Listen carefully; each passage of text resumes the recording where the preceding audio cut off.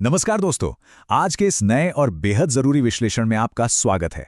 आज हम commercial fleet economics के एक ऐसे मुद्दे पर चर्चा करने वाले हैं जिसका असर सीधा किसी भी कंपनी की बैलेंस शीट्स पर पड़ता है। लेकिन देखिए, इस डिटेल्ड एक्सप्लेनर में आगे बढ़ने से पहले एक छोटी सी पर जरूरी रिक्वेस्ट है। हमारी इस एनालिटिकल कम्युनिटी को अपने पहले 1000 सब्सक्राइबर्स के माइलस्टोन तक पहुंचने में मदद कीजिए। तो जल्दी से वो सब्सक्राइब बटन दबा दीजिए, क्योंकि इससे हमें ऐसे डीप डाइव डेटा लाने में सच में बहुत सपोर्ट मिलता है। तो आज का हमारा विषय है ईवी और सीएनजी का आमना सामना, एक एकदम फॉरेंसिक लाइफ साइकिल ऑडिट, जहां हम सिर्फ और सिर्फ डेटा और सच्चाई की बात करेंगे। चलिए इसमें गहराई से उतरते हैं। असल में होता क्या है ना, स्टेट लेवल पर मिलने वाली ईवी सब्सिडीज और टैक्स में छूट शुरुआत में एक आर्थिक भ्रम यानी एक इल्यूजन पैदा करती हैं। शुरुआती नंबर्स देखिए तो लगता है कि वाह क्या डील है, लेकिन लंबे समय में एक गाड़ी को चलाने का जो असली एसेट कॉस्ट होता है, ये सब्सिडीज उस हकीकत पर पर्दा डाल देती हैं।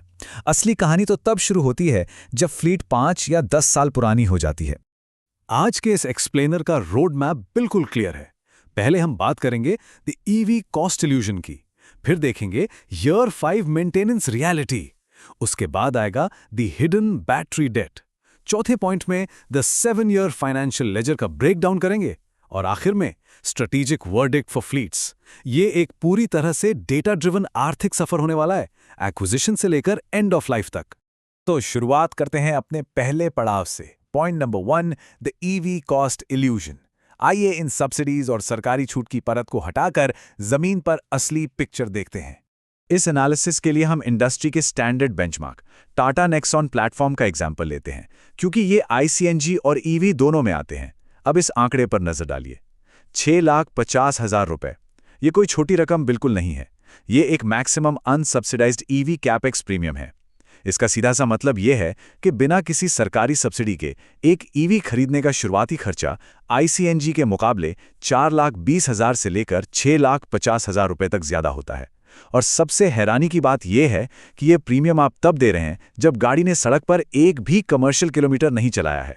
अब आते हैं दूसरे हिस्से पर, year 5 maintenance reality, electronics versus mechanics. शुरुआती खर्चे तो हमने देख लिया, पर 5वें साल में असली मेंटेनेंस का क्या हाल होता है? और ये स्लाइड एक बहुत ही बढ़िया कॉन्ट्रास्ट दिखाती है। अक्सर मार्केटिंग कैंपेन्स में हम सुनते हैं कि ईवीज बिल्कुल मेंटेनेंस फ्री होती हैं, राइट? लेकिन ग्राउंड रियलिटी का डेटा बताता है कि जैसे ही 5वें साल में वारंटीज खत्म होती हैं, इन कॉम्प्लेक्स इलेक्ट्रॉनिक कंपोनेंट्स का सच सामने आता है। ईवी का मेंटेनेंस ज्यादातर कैटास्ट्रॉफिक होता है, यानी अगर कुछ खराब हुआ तो सीधा पूरा सॉलिड स्टेट हिस्सा बदलना पड़ता है। इसके मुकाबले आईसीएनजी का अपकीप पूरी तरह से मैकेनिकल और इंक्रीमेंटल होता है, जिसे आसानी से टुकड़ों में ठीक या रीबिल्ड किया जा सकता है। अब इन आंकड़ों पर जरा गौर कीजिए। अगर वारंटी के बाद इन्वर्टर असेंबली फेल हो जाए तो नया मॉड्यूल लगवाने का खर्चा 2.5 से 3.5 लाख रुपए तक आता है। सोचिए, क्लोज्ड लूप थर्मल सिस्टम का एक एक्चुएटर भी खराब हो जाए तो बिल 1,20,000 के पार चला जाता है। यहां तक कि अगर एक माइनर बम्पर डैमेज हो जाए तो एडास सेंसर को रिकैलिब्रेट करवाने का खर्चा 1.5 लाख से ऊपर निकल सकता है। क्यों? क्योंकि इसमें आप पूरी तरह से अनमोनोपोलाइज्ड डीलर नेटवर्क्स पर निर्भर हैं। आप बाहर किसी मैकेनिक के पास नहीं जा सकते। इसके बिल्कुल उलट अब जरा आईसीएनजी की दुनिया को देखिए। यहां मेंटेनेंस का कर्व बिल्कुल लीनियर और ट्रांसपेरेंट है। एक रेगुलेटर की इंटरनल सील रिप्लेस करनी हो सिर्फ 35 से 50,000 लगते हैं। मैंडेटरी सिलेंडर हाइड्रो टेस्टिंग, जो हर 3 साल में एक बार होती है, सिर्फ 3 से 4,500 रुपए का खर्चा। और पूरे साल की एक मेजर सर्विस 8 से 11,000 में निपट जाती है। मतलब 90% रिपेयर्स सस्ते लेबर और स्टैंडर्ड OBD2 डायग्नोस्टिक्स के जरिए आसानी से अपनी ही वर्कशॉप में ठीक किए जा सकते हैं। अब बढ़ते हैं तीसरे पॉइंट की तरफ, the hidden battery debt, the silent liability. ये एक ऐसी छुपी हुई लायबिलिटी है जो किसी भी ईवी फ्लीट की बैलेंस शीट पर सबसे भारी पड़ सकती है। अब इस स्लाइड के बारे में जो सबसे दिलचस्प बात है वो ये है कि ये समझाती है सॉलिड इलेक्ट्रोलाइट इंटरफेस यानी SEI लेयर का बढ़ना। थोड़ा टेक्निकल लग रहा होगा, पर आसान भाषा में समझें तो जैसे जैसे गाड़ी की बैटरी यूज होती है और फास्ट चार्ज होती है, उसके अंदर एक इलेक्ट्रोकेमिकल डिग्रेडेशन होता है। इसकी वजह से बैटरी की कैपेसिटी हमेशा के लिए कम होने लगती है और अंदर का रेजिस्टेंस बढ़ने लगता है। बेसिकली ये एक ऐसा साइलेंट फाइनेंशियल डेट है जो हर चार्जिंग साइकिल के साथ अंदर ही अंदर जमा होता रहता है। अगर हम समय के साथ फ्लीट के एसेट वैल्यू की एक टाइमलाइन ड्रॉ करें तो डिफरेंस बहुत साफ दिखता है। सीएनजी गाड़ी की वैल्यू एक प्रिडिक्टेबल, लिनियर तरीके से हल्के हल्के गिरती है, लेकिन ईवी की एसेट वैल्यू में अचानक से एक क्लिफ एज ड्रॉप आता है, खासकर 5वें से 8वें साल के बीच। जैसे ही वारंटीज खत्म होती हैं और बैटरी एंड ऑफ लाइफ की तरफ बढ़ती है, एसेट की वैल्यू में एकदम से शार्प और सिवियर गिरावट आती है। और ये वैल्यू इतनी तेजी से क्यों गिरती है? इस नंबर को देखिए, 11 लाख रुपए।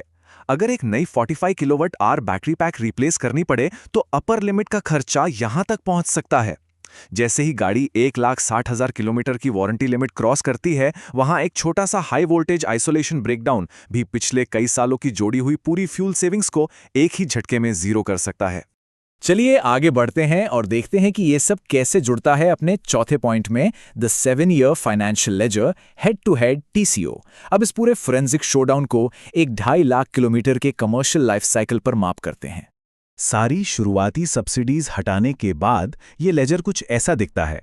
हाँ बिल्कुल, सीएनजी के एनर्जी कॉस्ट्स यानी ईंधन का खर्चा ईवी के मुकाबले दुगने से ज्यादा है, पर जरा ईवी का शुरुआती बेस कैपेक्स देखिए और फिर उस पर 9,50,000 रुपए का वो out of warranty battery replacement risk जोड़िए। दूसरी तरफ सीएनजी में फ्यूल महंगा जरूर है, पर वहां ऐसी कोई भी सिंगल पॉइंट कैटेस्ट्रॉफिक लायबिलिटी नहीं होती जो रातों रात लाखों का नुकसान करा दे। तो सबसे अहम पॉइंट ये निकल कर आता है कि जब हम इन सारे खर्चों को एक साथ जोड़ते हैं, जिसमें शुरुआती लागत, फ्यूल, मेंटेनेंस, लायबिलिटी और रेसिडुअल वैल्यू सब शामिल हैं, तो एक अनसब्सिडाइज्ड 45 किलोवाट आवर नेक्सॉन ईवी को पूरे लाइफ साइकिल तक चलाने का टोटल खर्चा आता है 30,55,000 रुपए, जबकि वहीं नेक्सॉन ICNG सिर्फ 24,40,000 में अपना पूरा सफर तय कर लेती है। सीधे शब्दों में कहें तो एक ईवी पूरे लाइफ साइकिल में करीब 6 लाख रुपए से ज्यादा महंगी पड़ती है अपने सीएनजी काउंटरपार्ट से। तो अब हम आते हैं अपने आखिरी और 5वें हिस्से पर, स्ट्रैटेजिक वर्डिक्ट फॉर फ्लीट्स। तो आखिर में एंटरप्राइजेस को अपनी बैलेंस शीट ऑप्टिमाइज करने के लिए क्या फैसला लेना चाहिए? यहां तस्वीर बिल्कुल साफ हो जाती है। ईवी बेशक एक बहुत बड़ा टेक्नोलॉजिकल लीप है, लेकिन इसका technology dense single point failure वाला स्ट्रक्चर बैलेंस शीट में काफी वॉलेटिलिटी लाता है। उसके मुकाबले सीएनजी की मैकेनिकल प्रिडिक्टेबिलिटी बेहद रोबस्ट है। यहां बड़ी से बड़ी दिक्कत भी काफी सस्ते में, यानी पेनीज ऑन द डॉलर देकर ठीक की जा सकती है। इसलिए लंबे समय में आउट ऑफ वारंटी लायबिलिटीज से बचने के लिए सीएनजी एक सुपीरियर इकोनॉमिक हेड साबित होता है। और अब जब हम पूरे डेटा का थॉरली ऑडिट कर चुके हैं, एक आखिरी सवाल छोड़कर जाना बेहद जरूरी है।